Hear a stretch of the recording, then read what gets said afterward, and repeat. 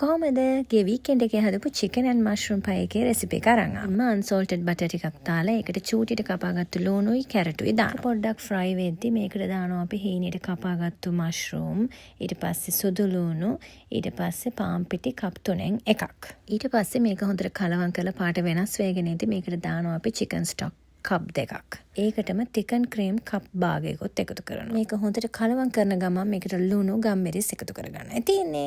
මම මේකට තඹගත්තු chicken breast කෑලි 3ක විතර chicken එකතු කරා. ඔයගොල්ලන් කැමති නම් වෙන මොනවා හරි දාගන්නත් පුළුවන්.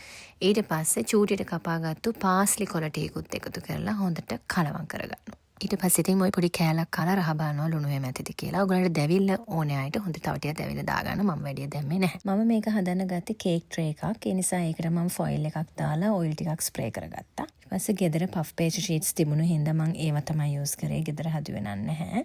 ඊට පස්සේ ඒක ෂීට් එකක් ට්‍රේ එකට දාගෙන ඊට පස්සේ ඕකට පුරව ගන්නයි තියෙන්නේ. අර අපි හදාගත්තු ෆිලිං එක.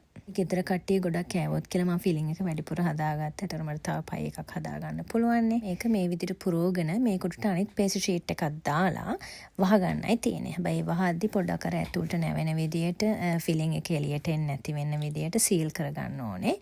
ඊට පස්සේ මේක උඩට අපි පොඩි ගෑරුප්පුවකින් පොඩි ආට් එකක් දාලා සීල් කරපු තැනට බිත්තර සාරු ටිකක් හොඳට ගා ගන්නවා. ඊට පස්සේ මෙන්න මේක දැන් oven එකට දාගන්නයි යන්නේ. oven temperature එක 180ට පැය භාගයක් විතර දැම්මා හොඳට golden brown වෙනකන්.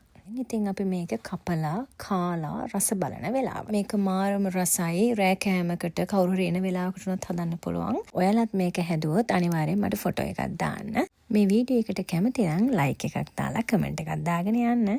ෂෙයා කරන්නත් අමතක කරන්න එපා. අපි ගිහින් එන්නම්. බයි.